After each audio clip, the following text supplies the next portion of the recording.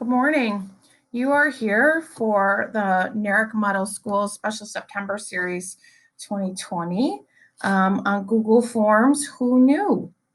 So today I am going to work through the session notes, and then I'll show you some ways to use Google Forms in different kind of components. So for those of you that don't know me, my name is Bond, Virginia Bond. Bond like James and Virginia like the state. And I work for NERIC as an ISS Integration of Technology Training Specialist. And this morning I'm in my office. I'm going to record from here. We're going to flip back a little bit, back and forth. Let me just set my alarm just so I know, because I want to make sure I keep this one under 50 minutes. So we're going to go to 45 and see if we can really cut it down. All right, so just remember, right off the board, I'm going to go into present mode. I'll probably come out. Just remember, this is 100% asynchronous, so there's no live session at all. The start date is today, the 8th, and the end date for the course is the 12th. It must be completed on the 12th. That includes you filling out your Google form. So you'll watch this course and then you'll fill out the Google form, which is linked at the end of the course. So hopefully I will have attendance marked within 5 days after that. I've been catching up, so it's all good. All right, the next section. I always like to go through a privacy disclaimer, which is a NERIC policy that we have here. It's a security and privacy disclaimer. Basically, please follow your own district's guidelines as far as Ed Law 2D is concerned, and anything to do with components as far as sharing student data. I don't think I have anything in today's session that would be sharing students' data. So I think you're good to go. All of the Google components are covered under New York State's agreement with Google, so that is not an issue. All right, so let's look at today's learning targets. I need a coffee. I'm also using the wrong mouse to move this side. All right, so today is simple, easy. There's only 2 learning targets. We're going to do tips and tricks for using Google Forms, and then some different ways to use forms, some really targeted ways. And I'm just exploring some of the ways that I've seen people use them and be very successful with them, but there are lots of other ways as well. All right, so I'm actually going to escape out of this. So I think the first one is to really to use some tips. I would say tips and tricks that are probably the one that most people don't use is to use colors. So I'm going to go back into present mode. I'm going to show you what this picture is. This is a picture of just some of the Google Forms, presentations that I've created. And you see that they're all different colors. So I change the colors based really on what I'm doing with it. And then if I'm pushing out a form specifically attached to a specific class, it is a specific color.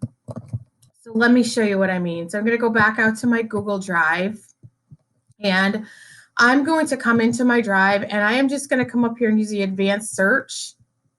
And I am only going to look for forms that are owned by me, no one else. So these will be just my forms that you see in here. So as they load, you will see that I have lots and lots and lots and lots of colors, right? Tons of colors there.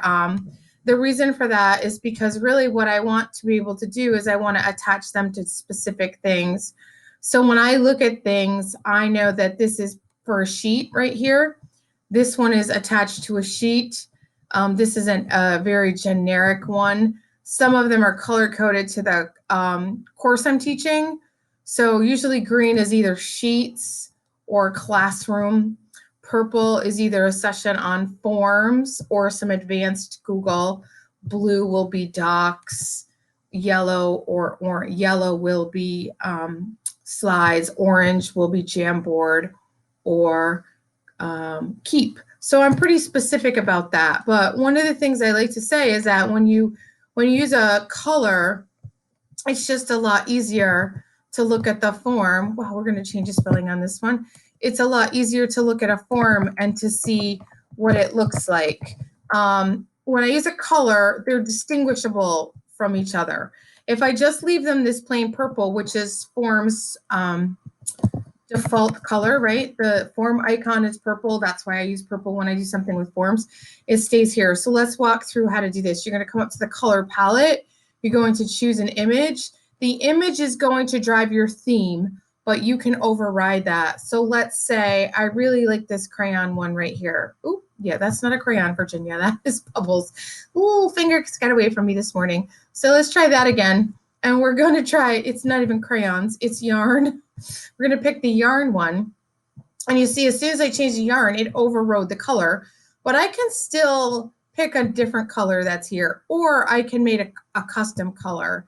So I can come in and I can pick something custom, and then I can add that, and then I have that one right here, and it becomes part of my color focus that I pick. So one of the reasons I do that is because if you color code by class, so if all of your ELA classes, elementary teachers, are all one color, and then your math is another color and your science is another color, that's super helpful. And in the middle school, where they typically start to do that for students, they start to tell them what color to have in each class, and you keep your forms that color, that's helpful. You can also use different images across the top per class that will help you tell which form is for each class. It's much easier for me to tell when I'm looking for a form like this, because I know the image I put on it instead of like just leaving something plain in purple. So that's one of them.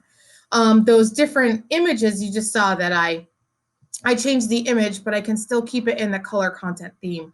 So you can use lots of images. You could just stay in that same theme all the time. That's just a simple tip and trick, really is helpful for organization. We are more apt to look for something with a picture. We'll remember the picture that it has rather than just the color it has. Okay, so the next thing is really choosing destination response or response destination. I don't think most people know that this exists. So we have the two tabs here when I am in the edit mode. And in response, I have the summary of all my responses. So in this one, I only have one.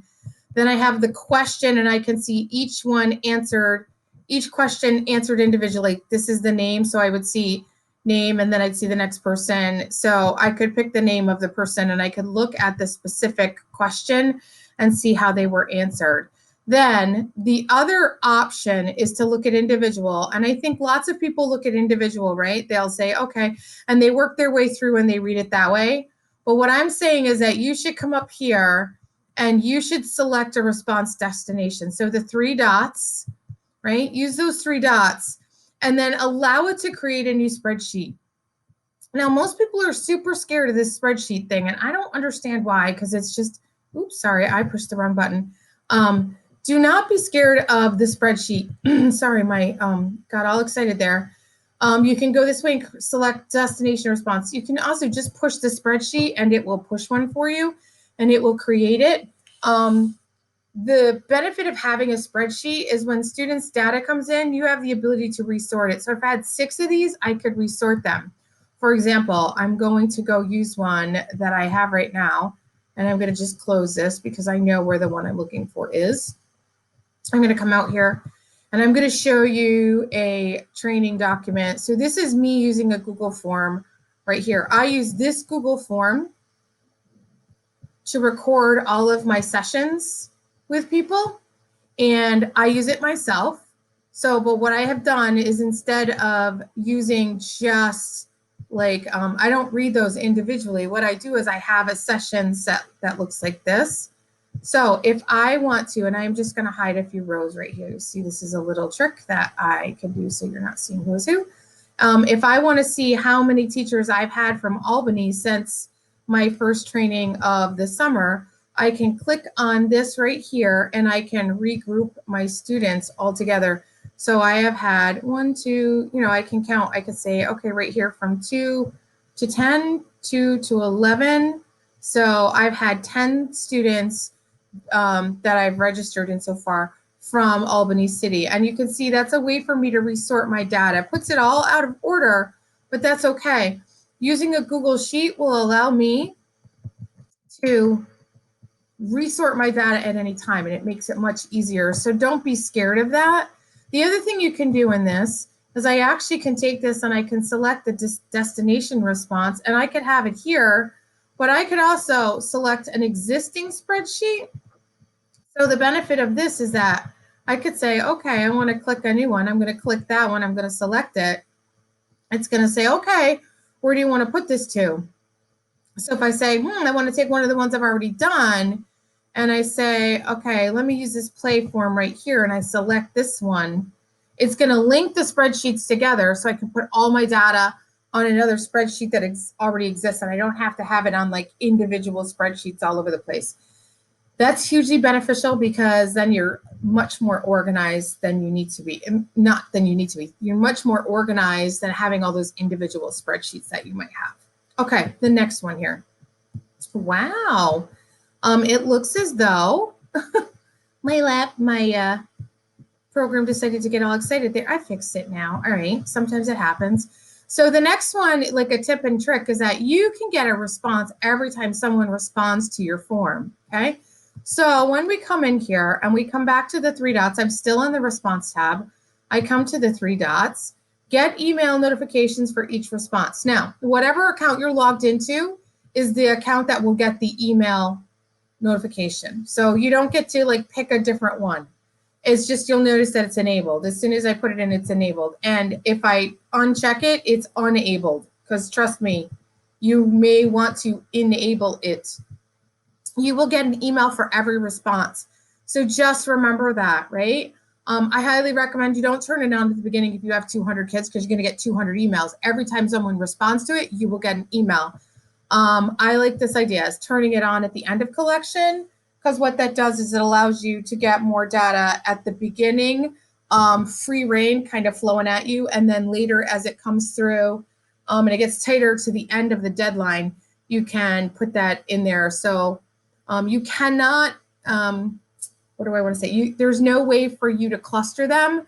There are other Google add-ons for that. And here is an example. It's not in the notes, by the way. I use an add-on, which I install over here, right? So you come in here and get an add-on. And this add-on is called Form Notifications. What that allows me to do is when I turn this in, I'm going to open it. I have the ability to customize who these go to, so I can do this.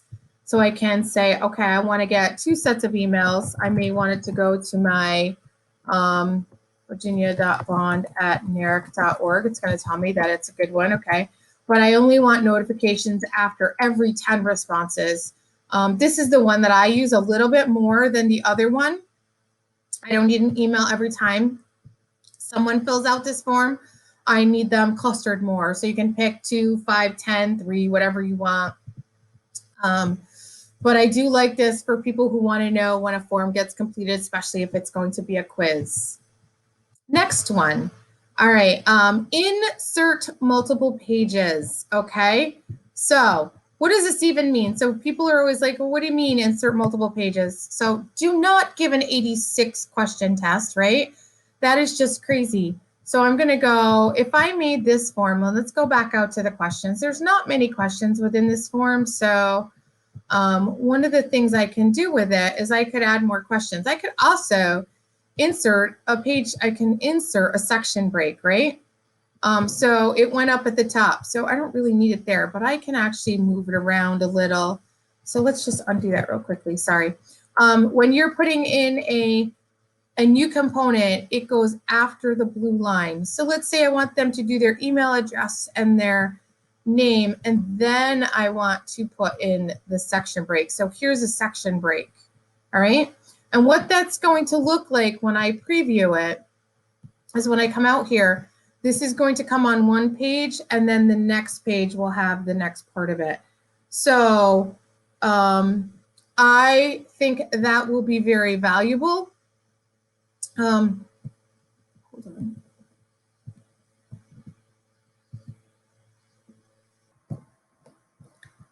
So once you have something split like that, it makes it easier for students to kind of progress your way through it. The other option too is if you have a really long section, right, a really long piece, like a really long test, and you really need it for your students. Sorry, I made that text so little.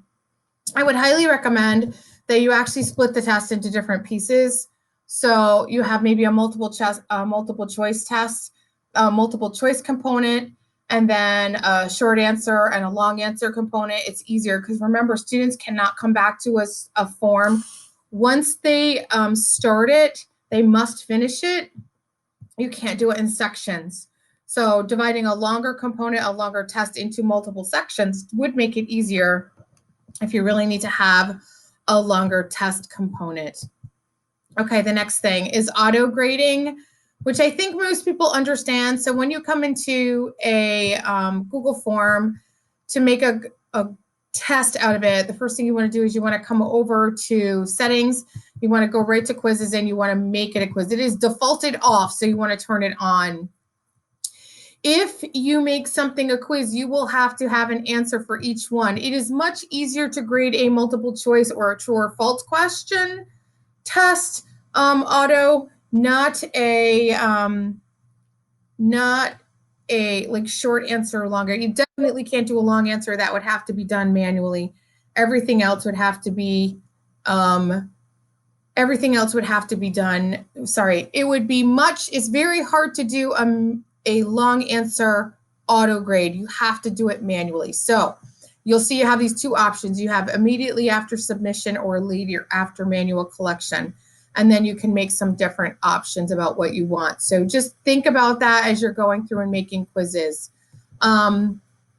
So one of the biggest mistakes I see people make is that people will send the link out from this spot right here. They will share this link. All of the other Google Docs, or you're in the doc, you're creating it. So I'm going to share right from the page I'm on. That's not how a Google form works. The way a Google form works is that you have to be in the preview mode and you share from that. So you're always going to share from the eyeball or share from the send button. When you do that, sorry, I've been interrupted twice. When you share from this spot, you can either share by email or you can share by link, right? When you share from the send box. Now, if I share from the preview mode, I can literally just copy this address and post it in. There is no such thing as there are only two kinds of collaborators for a Google form. There is, so if I go into send, this is where you can see your collaborators. They come down at the bottom.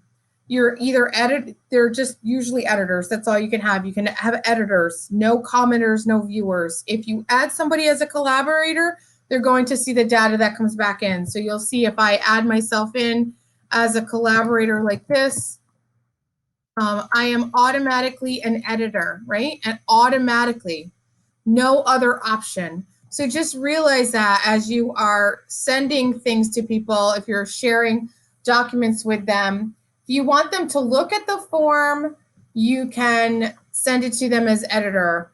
And the reason for that is because, quite honestly, you don't want them changing your form unless you're asking them to. Otherwise, they're just going to look at the data that you have in there. So that's always something to keep in mind. So share always from the eyeball tab, or from, excuse me, the preview. And it's not really a tab. I call it a tab because when you click preview, it opens in a new tab. So that's why I call it a tab, even though it doesn't exist as a tab up here, but always go to the eyeball when sharing. And the last one. So know when to limit something to one response. I think people get really weirded out about like this. Like, when do I need to have something that's one response? So here's my NERIC sign-in sheet, right? And I'm going to just go out into the settings right here. And you'll notice I have this turned off. I have the limit to one response turned off because I want to use this form over and over and over again. So this is the trick. If you are going to use a form multiple times yourself, then uncheck that box. If you want your students to submit a test back to you, give them one response. If you're going to do an SEL check-in or a check-in or an attendance form with your students every day, don't limit to one response, okay? You'll want to collect the emails from them, but don't limit to one response. So could they fill it out for someone else? They absolutely could. Yeah. Unfortunately, there's certain things we can't always be in control of, and that just happens to be one of them. All right. One more thing. Making a copy with students or making a copy yourself. Okay, so all of the sessions, all of the forms that I'm going to share with you today, you are going to be able to make a copy of. You're going to be able to have it, keep it, make it your own. Please make a copy and save it to your own drive. Do not keep it and edit mine. That's the only thing I ask. So, for example, if I come into this is that big NERIC one that I use the same thing over and over every year. I can make a copy right here. What it does when I make a copy of it, it strips it of all of its data that's already in there. So if I had collected data within that form, it is now clean. It basically says, okay, this is a brand new clean form. There's nothing left within it and you can start again. So that's a good way to reuse components over and over again without having to recreate the wheel. Anytime you make a copy, it will strip it clean. Once you do change it, once you make that copy, you're going to want to change the name. You're going to want to change the sharing permissions because those, you can keep those with you. There was a checkbox when I did that. So you don't have to change the sharing permission. So if I had one shared with my colleague Erica and I wanted her to use it at all times, she could use it and I could make a copy of it and I could share with the same person, the same people, and I wouldn't have to worry about it. So those are just some things to think about. Okay, so now let's do some examples. Like I said, each one of these is going to be available to you. They are linked down below. So what I'm going to do is I'm going to walk my way through them. I'm going to close all my other tabs to the right so that you can see each one of them. They are linked at the bottom. So each one of the images is linked. So you should have the ability to use them. So if I was in present mode like this, and I went to click on it, it should automatically click over. So this first one, let's go back. I'm going to go out of present mode. When I'm in present mode, I have to do a little bit more. I have to click and then come to the bottom. When you're in present mode, they will automatically click to the new component. So the first thing I would like to use a Google form for is an entrance ticket. And I'm not going to talk about any grades today whatsoever. Only entrance, only non-graded things. So the first thing is I would do a survey with my students. I would survey and make sure that they could, so this is a survey that I do. It's an entrance ticket that I use for a Google Camp. Okay, it's not too exciting, but you'll see I have some images. Here's some data I'm asking about them, like what is their title? What are they comfortable in? What do they need more help with? So basically this is an entrance ticket basically so I know where they're at before I start them coming in. And based on their responses, I will tailor my training to them. Okay, so the next one is a personal record form. So in this personal record form, which is the one I just showed you, is this NERIC form where I am, if I put it into present mode for you, I am keeping track of information that I am, it's basically my attendance sheets. I use a digital attendance sheet. What I am doing is a drop down. So one way that this could be super valuable to you, maybe not this one directly, but this concept is I would create a one to keep track of your PD. Maybe you keep your PD in there. You want to keep track of your PD. And you know that when you're in here, one of the options that you can do is you can upload a form, right? You could do a file upload, which would be really cool, right? So you could do your, keep track of your PD and upload your certificates. And then you'd have them all in one place so you wouldn't lose those paper certificates. Excuse me, just another idea of a way to use forms. If you're going to collect data, you should be putting it in a form. That's, I mean, I can't say it any simpler than that. That's just the reality of it. Okay, attendance. So gosh, guys, I did not clean up my decks very nicely, but they're going to be nice now. So an attendance form. So meeting with students. So I thought I would show you how to link this one through. So this is a document. This is a Google form that's not linked. And what I'm going to do is I'm going to find it. So it's called Meet with Students form. So I'm going to come back out here to my drive and I'm going to do Meet with students form. And I'm actually going to look for it as a form because it's an actual form and it's called Meet with Students form. And there it is. So what I want to do is I want to click into it just once. So I'm in here and I want to grab this address. So I am giving you, remember, the edit address for it. If I wanted to show you what this looked like in full, I would come out here and grab it from here. But because I'm giving you edit access into every one of these, I need to do it that way. So I'm going to link it here and I'm going to apply. So once we're in that Meet with Google Students form, so this is a way for you to keep track of when you're meeting with your students. And so you can see there's some old dates. Feel free to make a copy. So this is like non-classroom time. So, you know, what did you work on? Questions, decompress. And I know we're keeping track of that, but we're keeping track of it in multiple places. This allows us to keep all of that data. And then remember, when you keep track of it and you take the responses out to a spreadsheet, every time you meet with Susie, you can sort them and you'll have all your Susie records together. I think that's just a better way to kind of gather that data all together. Okay, so the next one is a welcome back. So welcoming our students back in general. So let's go take a look at this one. So when students come back and, you know, take a few, this is actually a school directory component. I'm going to fill it out just so you can see what it looks like. This can be used by anyone in a school district, including the school district itself. So I am just going to type in my information because this one has a directory component. So I want you to think about how you could change this. I can't tell you my first name because I have to not let you know. And I do prefer to be called Virginia. No. So my classroom phone number, you can see what I'm asking here. Phone number, mailing address, phone number, the number is public listed, okay? And you can see when I'm all done.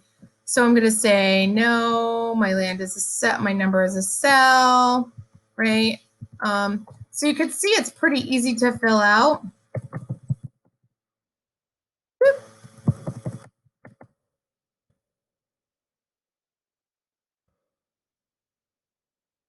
I'm just filling it out quickly.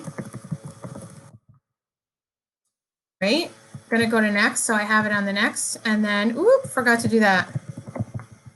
401, here we go. I come in this way, get this done. Wow, it hates me today. All right, and then we come this way. And then it gives you the next section. So this is also information about emergency. This is really more for like a teacher situation, but think about this, how you could create one of those for your students. Like what's the data you typically ask your students? So I know like my music teacher friends sometimes ask like, when's your free periods? This is gonna look different. Like when's the best time to contact you? Would you rather get a text or a phone call? Would you rather meet on Meet? Okay, so those kind of things. Think of those questions you'd ask your students typically. What's the best way to learn? So this can always be edited through to a different, whatever your format is that you need it for. So this is one that's been sitting around for a while that may not get a lot of use right now because I know we're not doing a lot of book checkouts, but this is an example of a book checkout that has been used in the past by someone else. And they actually have been using my document, which has been an issue. So I'm trying to get them to move that over. You can see here is how they're using the book checkout. They have their classroom name, the title, the author they're borrowing, and that they need to be returned it. They need to return it back in good condition. So it's just a way for them to keep track of where the books are instead of a Post-it note stuck in everywhere. Again, you can just make a copy. Pretty simple to use. They say their book lending went up much better, and their maintenance of it was much easier to use. Just going to close all my tabs to the right, so I'm not ending up with a ton here. The next one, an evaluation piece. So now this evaluation piece is attached to trainings that I typically do. So, and this is very similar to the one that I'm giving you at the end of today's session. So it's an evaluation where I'm asking your biggest takeaways. So these are very different. You see, I've put one in here. I actually put an image in here. So you can see there's some different pieces in here as well. So you can do a post evaluation. You could ask evaluation, could do a summary, could be an exit. What did students like the most in a unit? What did you wish we had more of? Any of those things would be good ways to gather data back from them. Okay, the next one, an SEL check. So here's a couple of pieces right here. So there is, I'm showing you two different ones, and I'm going to click on this one. This is just a real simple check-in with students, like what are your initials? How was your weekend? How are you sleeping? And if I come over here and I look at the settings, I'm not limiting to one response because I would use this multiple times. So I'm not necessarily going to always do the one set, the one time. I would also use this. This is another one which is more visual in nature for little people, right? This one has just pictures because that's much easier for them to understand. They're not going to be able to do some of those bigger things. These kind of SEL, SELs, I would also use for attendance purposes, not just an SEL check-in, because anytime we can do more than one thing at a time is going to be beneficial to your students. All right, a parent contact. I'm watching the clock I'm trying to make sure I stay under my time frame. So the parent contact information is another one that I think is super valuable as we are working with students. It's going to allow you to keep track of time when you're working with.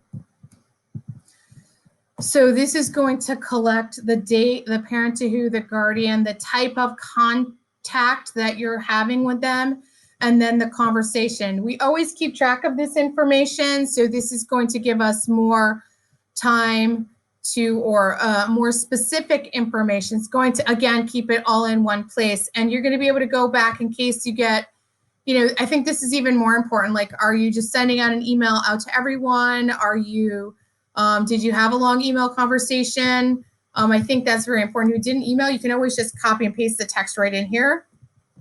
So that could be helpful. This allows you to keep all that data in one place. It's very much like the student contact one.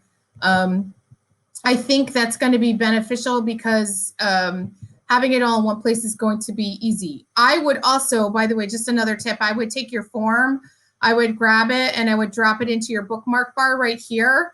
So you have it. You'll notice I do have a couple forms in here that I've dropped in. They're a little further down my list, but they're forms that I use all the time. So once you do that, then it's easy access and you don't have to go search for it. It's available right there within your bookmark bar. I'm going to delete that so I don't worry about it later. Okay, next one, a video follow-up. This is kind of a new one. I think most people don't think about that. Everybody wants to know, well, did my students watch a video? Well, yeah, how do you know that? How would you do that in a classroom? Within a classroom, I would ask them a question. So I'm going to ask you to do the same thing here. So you could have them watch the video here. So, right, the students can click the video and they could go and watch it. Or I could have it in a slide presentation, and then at the end of my slide, I could have them, once they watch the video, I could drop the link to the slide presentation or to the form right in here. So the video could sit here. So I'm going to do that so you can watch it just once. I'm going to insert the video, and this is a TED Talk. TED Talk. And hopefully it's going to come right up. Yep, how to not take things too personally. The video is going to load right here. And I am only going to have them watch the first 6 minutes, okay? That's all I'm asking them to watch. I'm going to also turn autoplay on, so that's set to go. Once they watch that, I'm going to have them click this. Once they click that, I'm asking them 2 questions. Now, I'm not asking them a yes or no question. I asked a very open-ended question that requires a lengthy answer. So what strikes you as the most important fact in the first 6 minutes? And why is it the most important to you? So this is more of like, this is an opinion about what they watched. I really want them to process what they watched and then to come back through and then to give me more of an answer as they work their way through. Hope that makes sense. Okay, next one. So I actually think that's my last one. I really kind of tried to keep them very short today. So we would be moving along at a higher clip at this point. So I have included some Google resources here for you, including some really fun things. I put actually a tic-tac-toe board in here with some Google Forms that's fun to use. Some add-ons. These add-ons in here, please note, you need to think about DPO. So those are not things that you could automatically add. You may have to ask permission. There is a full Google Forms training in there, and then some other resources. Just know that, remember, your reminder for this course is that you do have to fill out the Google form when you are finished so that you can get credit. The Google form is here, and all you have to do is come down and click on it, and the link will work. So my contact information is, of course, always at the end. Feel free to reach out if you have any questions. And I hope you have a great day. This one was a little shorter than the others. Thanks. Bye.